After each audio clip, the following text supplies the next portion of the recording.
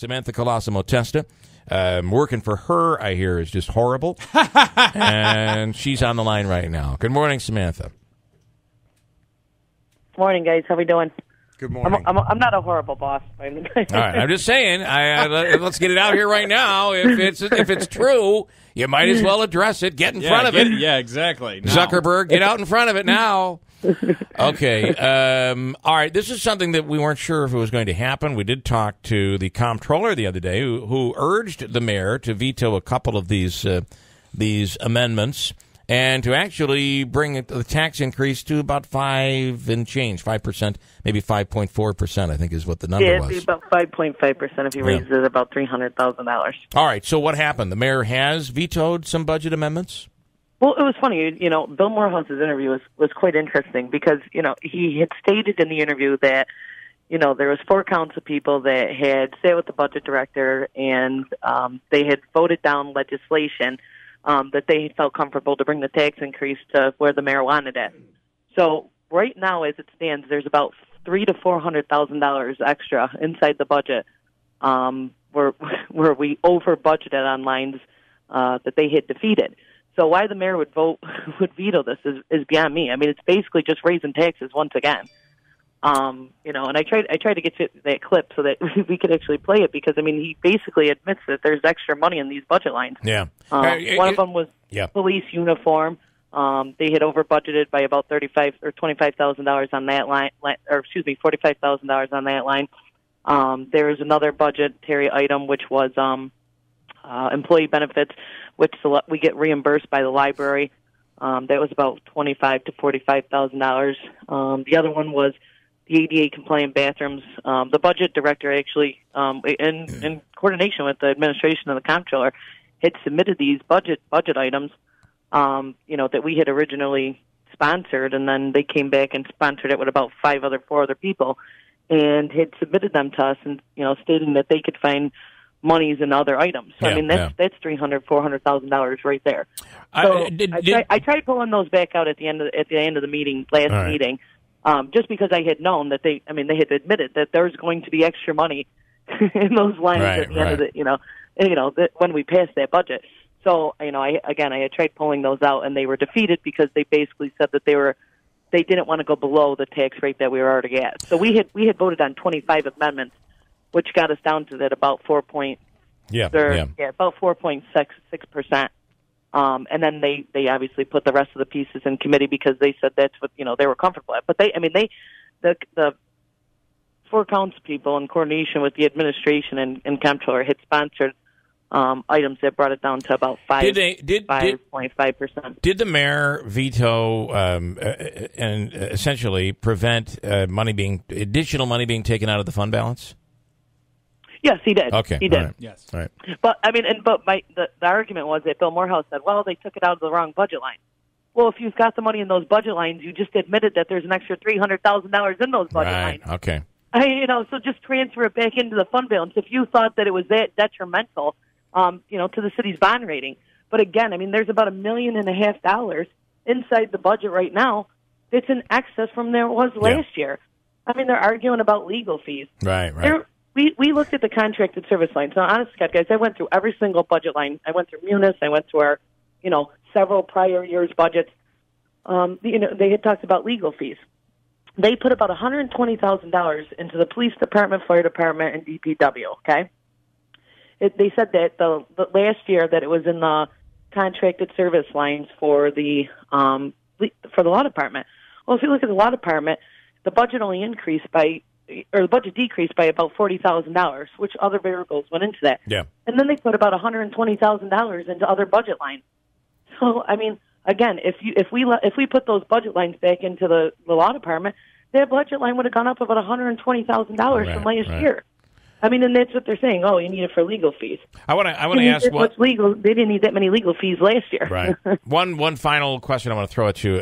When we had Councilman Marino on, and he stated in his tweet that he didn't think the taxpayers should have to pay for this $700,000 mistake that occurred last year and was discovered this year. I just want to clarify. It was actually in the 2016-2017 year. Okay. Now, and I'll kind of summarize where that came from. Okay, what we had done was in 2013, 2014, we had deferred about $1.5 million in pension costs. We did it in 2012, 2013, and then I believe 2014, 2015 budget year. We had deferred about $1.5 million, 1.1, and then about another $1 million in pension costs. Yeah. So what had happened is over the past several years, they had paid down those budget costs. Well, they had underestimated those pension costs in 2016, 2017. So they had actually budgeted for it last year. So again, you're using the increase in the amount of surplus that we had, okay, which went into our, because guys, we built up our surplus close to $6.2 million since right. 2014, okay? Mm-hmm. That didn't come by, an imaginary right. fund. It literally came by overtaxing people, which is not, I'm not saying that building up that fund balance is not the problem, but when you underestimate on a year, mm-hmm. after you've already overtaxed people, it shouldn't be the taxpayer's responsibility to make up what you underestimated on your budget. Yeah, but at the end of the day, though, but it's still an estimate. You're talking about the fund balance of $750,000. That's paying for a case. Nobody's arguing that. Right. But again, the simple fact was we've paid down pensions $4 million over the past year. We never budgeted for that, so that's excess money being inside our budget. Yeah, but I guess let's just hear me out. What I'm trying to say, though, is the money, this $700,000 mistake, that is not referencing the lawsuit that was paid out.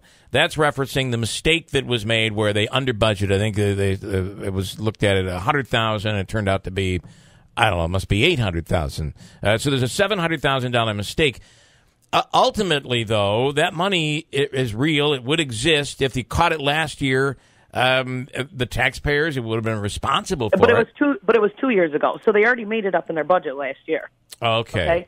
So now here's the thing, and again, if you look back to it, he had stated in his budget presentation, pension costs had gone up $1.1 million this year. Which is not fabricated. True. Right. It did not go up $1 million this year. I'm not arguing that point. I'm not arguing. Wait. Okay. No, let me finish. It decreased $150,000 last year, okay, and had increased $150,000 this year. So again, when you make announcements that there's 5 consecutive surpluses, okay, rather than paying down that $700,000 debt, you wouldn't have had that surplus. Your budget would have been on target.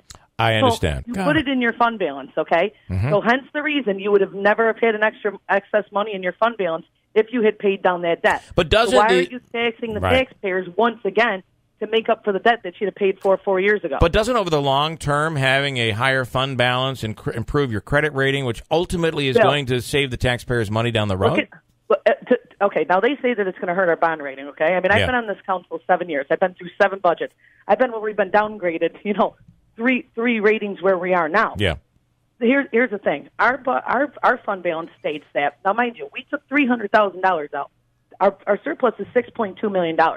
So if you get to that $1.1 million, there's still $5.1 million inside our fund balance, which is well above, the 3 or 5% minimum because it goes by expenditures in our budget in our fiscal year.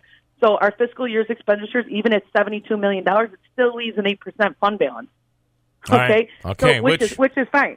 Even if you adopt the county's fund balance policy, and that was one of the recommendations that the bond agencies, had submitted to us, which I will be doing. I actually got the counties, and the county's recommendations is anywhere from 5 to 10%. Okay, in an established fund balance. Listen, if we were taking $4 million out to get up to make up for a budget deficit, we're still raising taxes to the tune of 4.2%.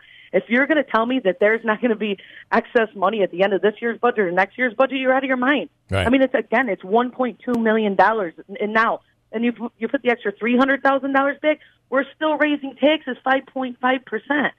It's absurd. You could override the veto. I don't think you have the votes for that, do you?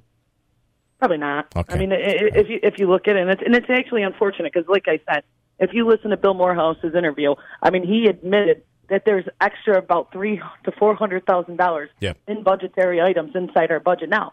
And like I said, I tried to pull them out. They could have transferred call centers.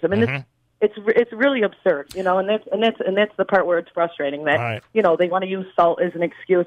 Guys, we just bought $100,000 worth of salt last week. Okay, it doesn't look like it's going to snow anymore.